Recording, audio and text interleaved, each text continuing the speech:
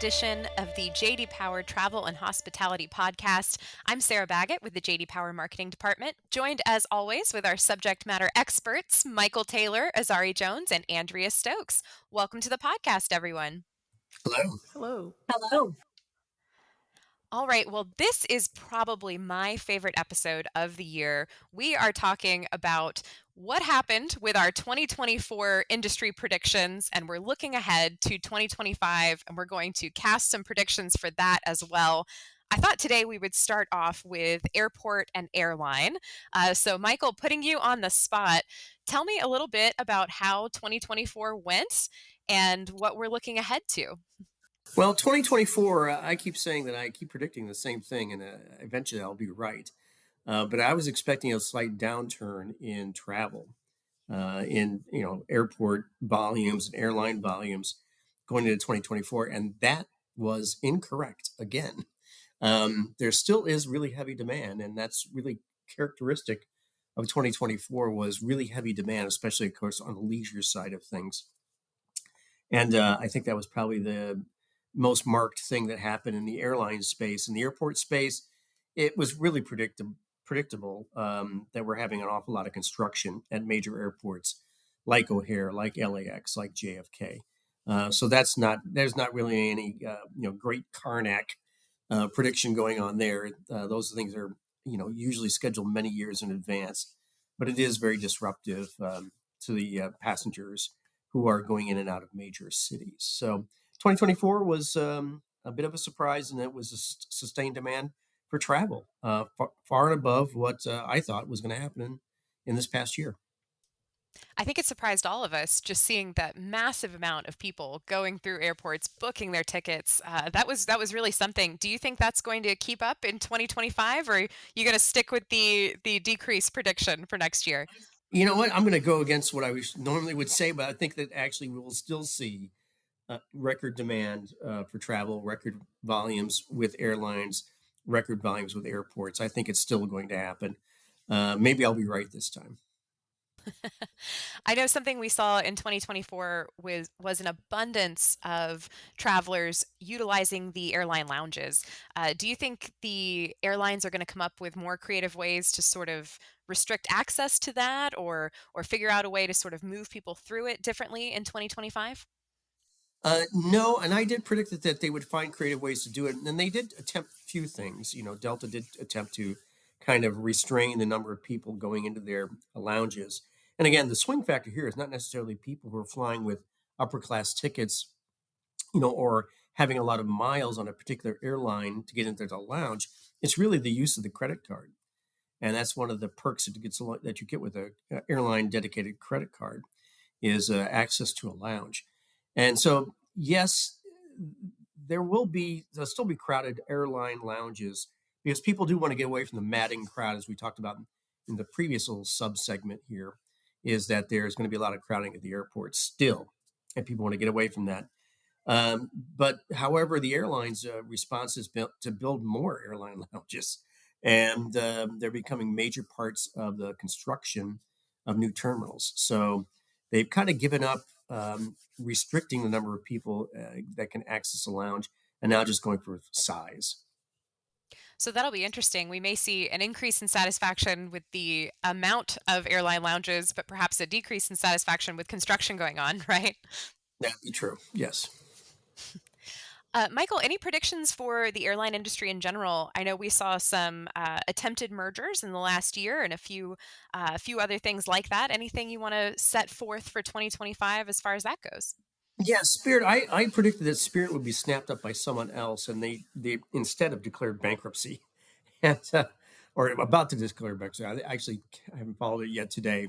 I'm on vacation as we record this podcast, so you'll have to forgive me. But I believe that they will be eventually snapped up because that's what people need. The airlines actually need, not people. The airlines actually need to have aircraft and pilots to go along with them.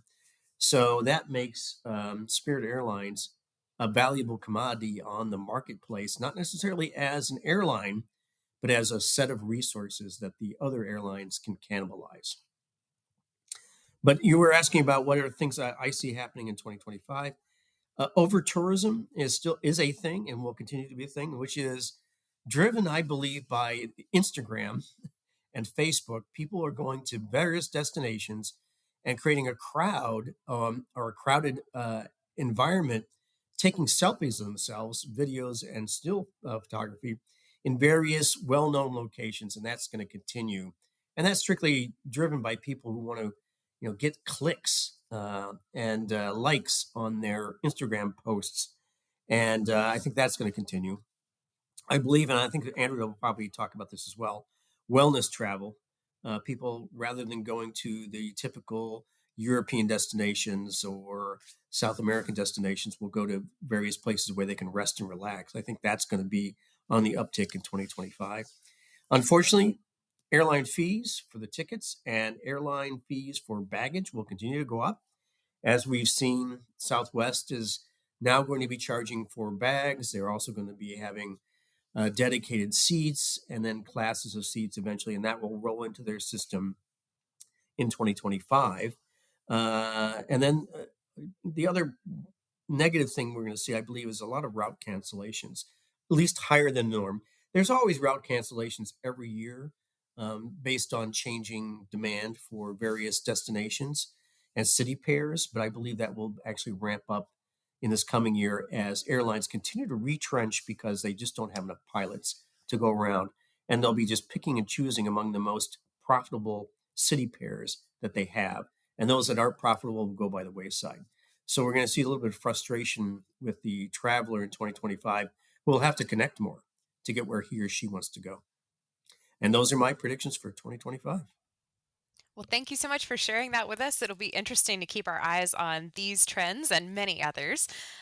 Speaking of, let's move focus over to the hospitality industry and hotels. Andrea, tell me a little bit about how 2024 went and what we're looking forward to in 2025.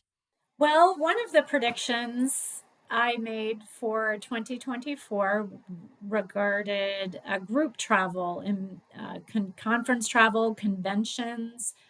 I think my prediction was correct that it would be the year where conferences, conventions came back. And I think we did see that. The hotel industry really benefited from a resurgence in corporate meetings, associations having their conventions and conferences across the country. So that's really really good news. I think we knew it would take a few years post pandemic for kind of the meetings industry to kind of come back there.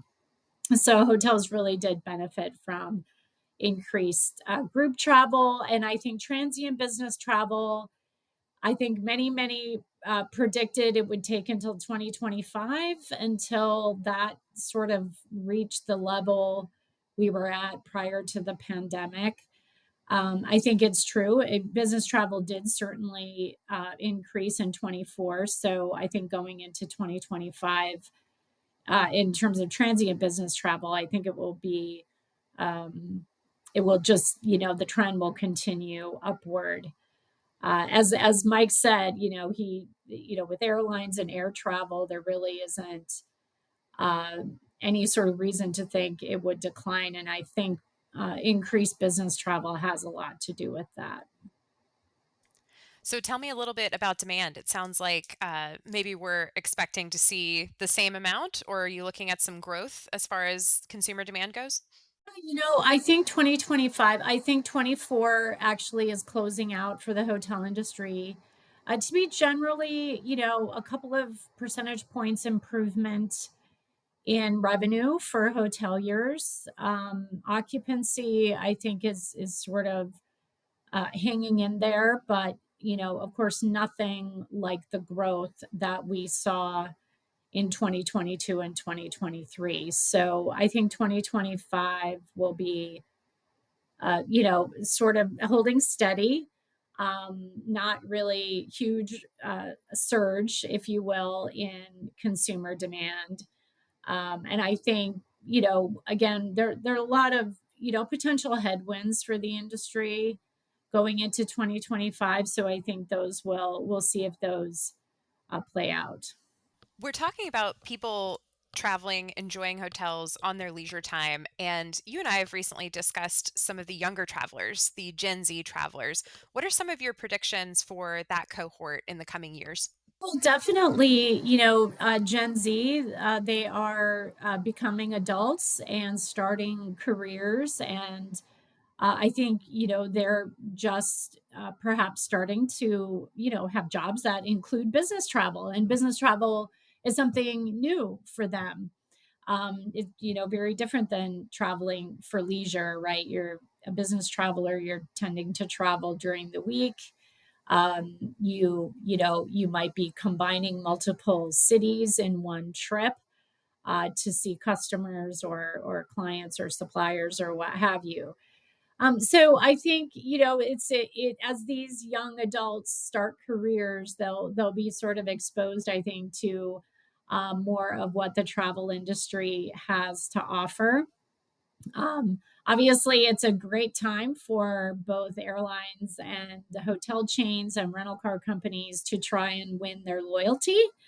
Obviously, these young consumers they're just starting out and, starting to sort of pay for travel on their own, or again, traveling for business on the company's dime. But it is a chance for companies to really understand Gen Z, understand what motivates them, what they want in terms of their travel experiences.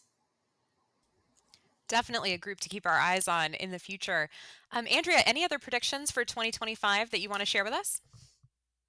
Yeah, I mean, again, I think, for hospitality, there might be a couple of headwinds. I think depending on the economy, obviously, is a big question mark. I think the labor situation is also a question mark. Already labor labor is very tight for the hotel industry, and it's still very difficult for hotels to find and hire workers.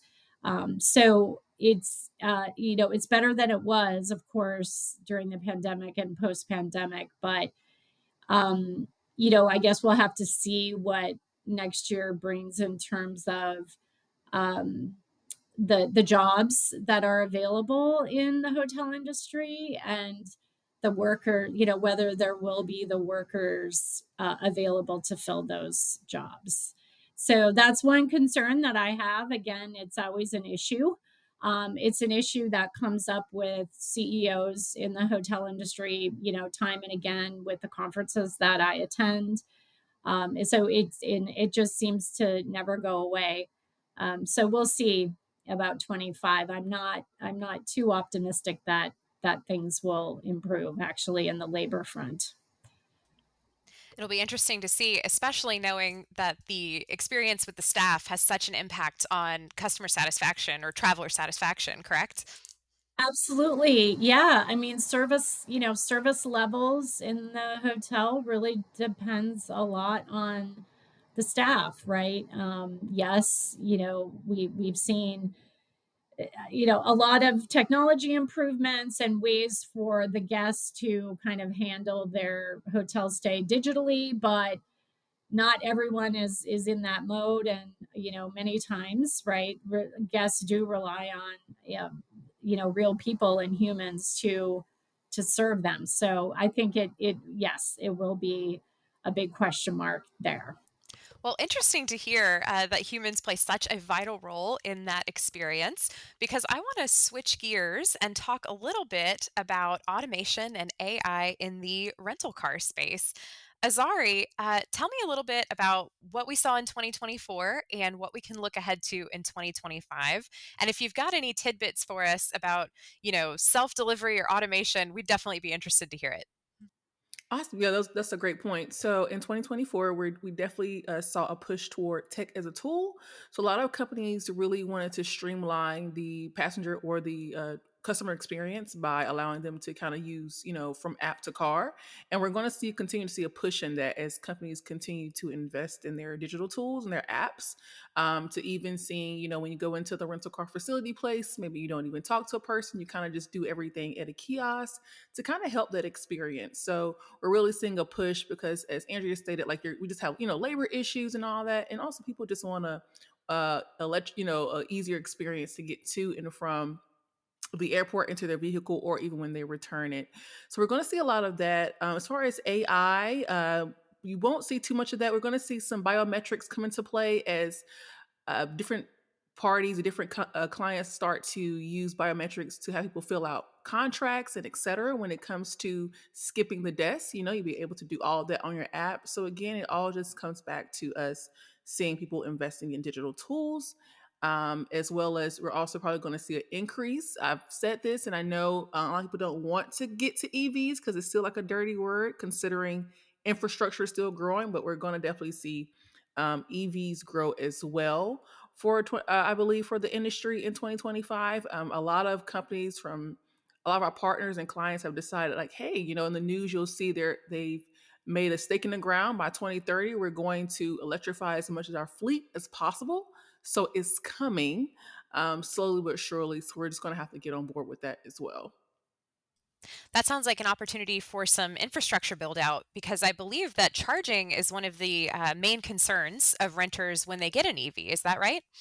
Yes, that's a definitely a concern is the infrastructure. But as different clients increase their market share and as we see expansion of EVs, we will definitely need to see improvement in infrastructure.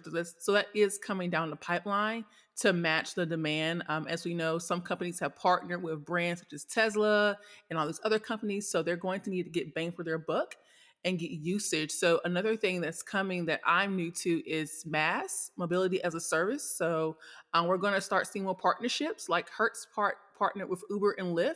I guess you can't beat them, you join them, right? So they've partnered with Uber and Lyft to give their drivers who don't have cars, allow them to use their vehicles. So we're going to start seeing mobility as a service. We're going to see an increase in subscription models. So for one of our great partners, Six, you're able to, use the subscription model for their vehicles, if you're definitely a business traveler. So we're going to start seeing an increase in that. And we're going to see a lot of cross playing. Like we're going to see a lot of apps that are coming down the pipeline to get people from point A to point B, just using a single app. So from airport to rental car down to bus transportation, we're just going to see a lot of mobility kind of intertwining. So that's a new thing that's on the horizon that's been coming for a few years now is mobility as a service. That is really interesting. This is the first time I'm hearing about mobility as a service, but it's definitely something we'll have to keep our eyes on with that interconnectivity, as you mentioned. Yes. Azari, anything else that we can anticipate in 2025 that you think might be different than this past year? Just more of a more technology and more EV. So if you went to go rent a car this year and you were kind of like, I don't want to get an EV, just give it a try, because they're coming. And no better way to practice than to kind of practice on a rental car. So I'm definitely pushing and recommending people just get used to EVs. Don't just like get scared, especially if you're in a urban area, you're in a city, you're just there for a couple of days and you're on work or whatnot. Try the EV, try the vehicle out, get the experience. A lot of companies are doing a lot of great things behind the scenes to make it easier to help you understand, find charging stations. So we're definitely going to see a push for EVs. It's going to pick up more so than go down. A good opportunity for some customer education, it sounds like, from the rental car companies. Yes, that's correct. Yes. Well, that concludes our December episode of the JD Power Travel and Hospitality Podcast. Thank you, as always, to our experts, Andrea Stokes, Azari Jones, and Michael Taylor. I'm Sarah Baggett, and we'll see you next time.